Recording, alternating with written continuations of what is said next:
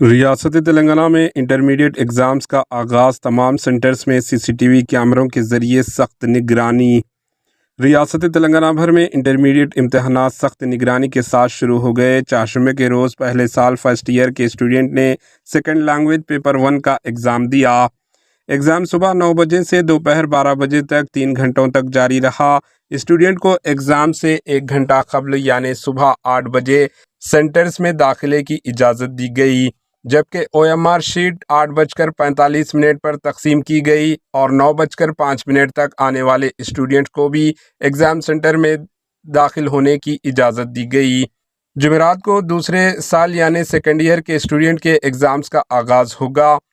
امتحانات میں شریک اسٹوڈنٹ کے لیے سخت اصول نافذ کیے گئے ہیں، جن کے تحت گھڑیاں، smart watches, mobile phones, calculators, electronic آلات یا کوئی بھی الیکٹرانک اشیاء امتحانی ہال میں لے جانے کی اجازت نہیں دی گئی۔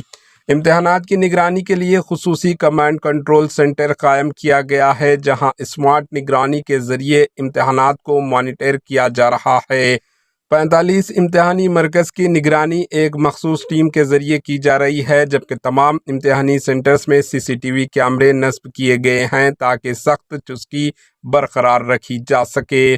ریاست تلنگانہ بھر میں مجموعی طور پر 1532 ایگزام سینٹرز قائم کیے گئے ہیں، جبکہ 67,735 ایسے اسٹوڈنٹس بھی ہیں ایگزامز میں شرکت کر رہے ہیں جو پہلے ناکام ہو چکے تھے۔ 29,992 انویجیلیٹرز، 72 فلائنگ اسکواڈز اور 124 سٹنگ اسکواڈز تعینات کیے گئے ہیں تاکہ امتحانات کو بہتر انداز میں منعقد کیا جا سکے۔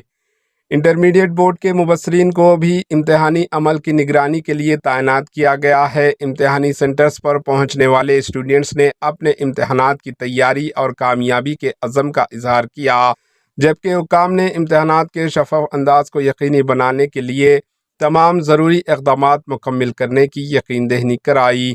بیورو رپورٹ، ایچین نیوز۔